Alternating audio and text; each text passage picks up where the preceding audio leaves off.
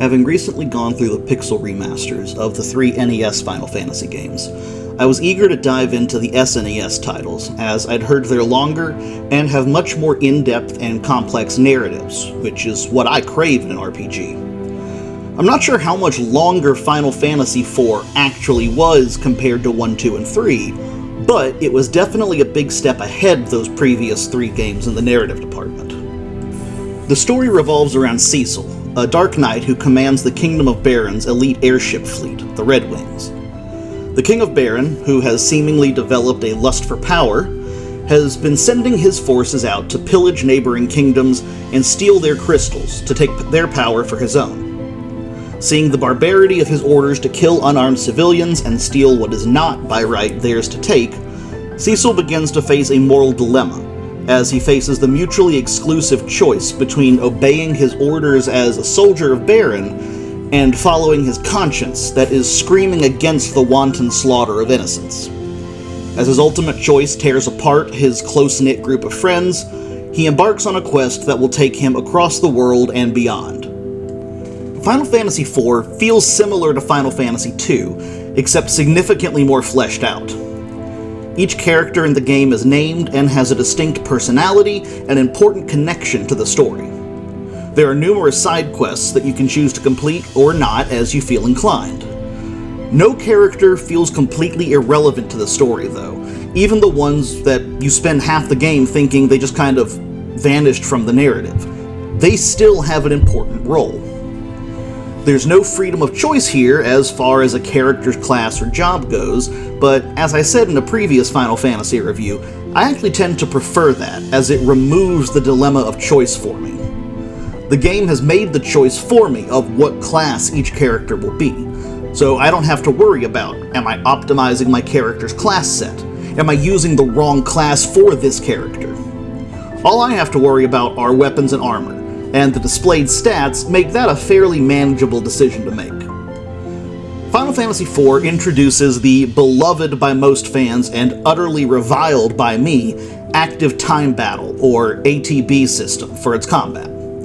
It sort of blends turn-based and real-time gameplay by giving each character an action meter that fills over time, with different characters' meters having different rates at which they fill.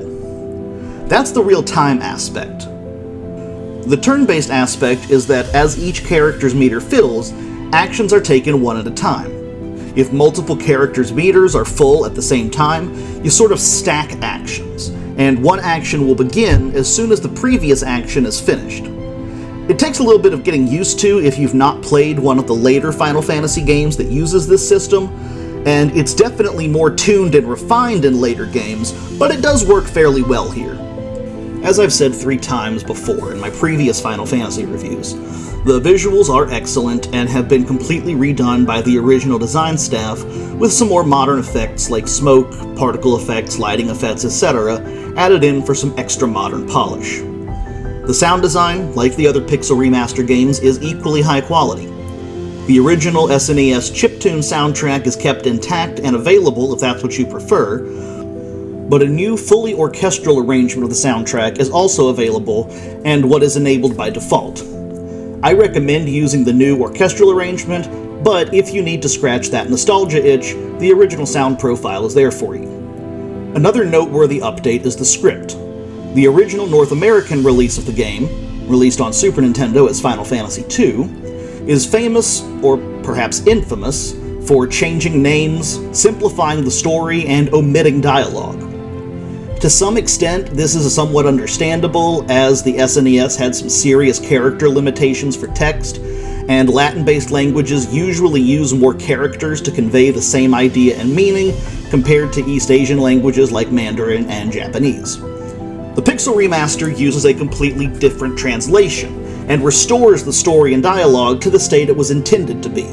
And in doing so, it restores some of the tone and nuance of the story that got lost in the original SNES translation for the West. In addition to the visual, auditory, and translation improvements, the Pixel Remaster also features a number of quality of life improvements. Most of these are fairly common across the 6 games in the Pixel Remaster collection. You can toggle between walk and run as the default movement speed. You can toggle random encounters on or off. There are boosts to tweak XP and money gained, and like in the previous games, it allows you to adjust those rates from half the original rate up to 4 times the original rate, to tailor the grind to your patience level and desire. The random encounter rate is also slightly reduced, making dungeons less of a slog, and the difficulty spikes of the original game have been smoothed out a bit. Each new boss and dungeon still mark a noticeable increase in difficulty, but those increases don't feel as steep and sometimes unfair as they did in the original version. You're also given the ability to save at specific points in dungeons, and you can quick save anywhere.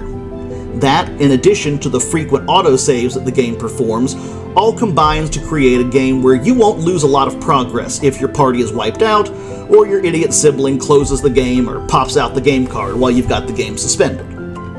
Just as important to note as the new quality of life features are the features and content absent from previous releases. This version, unfortunately, does not include the after years or the interlude from the PSP release. As I mentioned in my Final Fantasy II review, the goal here was to make a remaster faithful to the original vision of the game, and that meant leaving out ancillary content added later. I really enjoyed the story of Final Fantasy IV, though, so I am a little bit bummed that it left out the after years, but I suppose that does give me an excuse to revisit the game on a different platform in the future. It does, however, masterfully do what it sets out to do: bring the original game up to a modern playability standard without compromising the design, story, or core experience of the original release. Final Fantasy IV is, in my opinion, the first truly great Final Fantasy game. I thoroughly enjoyed the first 2 games, and I liked Final Fantasy III, but 4 is the first one in release order that I genuinely loved. I didn't love everything about it. The narrative changes your party's composition pretty frequently, whether you want it to or not, and I didn't enjoy that. And Kain, just sort of as a character, is annoying as piss. But the game's narrative, its characters, other than Kain, and the environments and dungeons that you get to explore are all fantastic and done with top-notch quality. If you're down for some old-school brutal grinding, the Super Nintendo version is perfectly serviceable, although I would recommend finding a fan retranslation that you can play on an emulator or a flash cartridge. There are numerous ports to later systems, and this pixel remaster is available and playable on all modern platforms, so finding a way to play Final Fantasy IV shouldn't be an obstacle for anyone. If you don't play any of the NES Final Fantasy games, at least check out the SNES ones. I haven't played Final Fantasy V or Final Fantasy VI yet, those are up next for me, but 4 definitely surpasses 1, 2, and 3 in my opinion. My rating for the Final Fantasy IV Pixel Remaster on Switch is an A.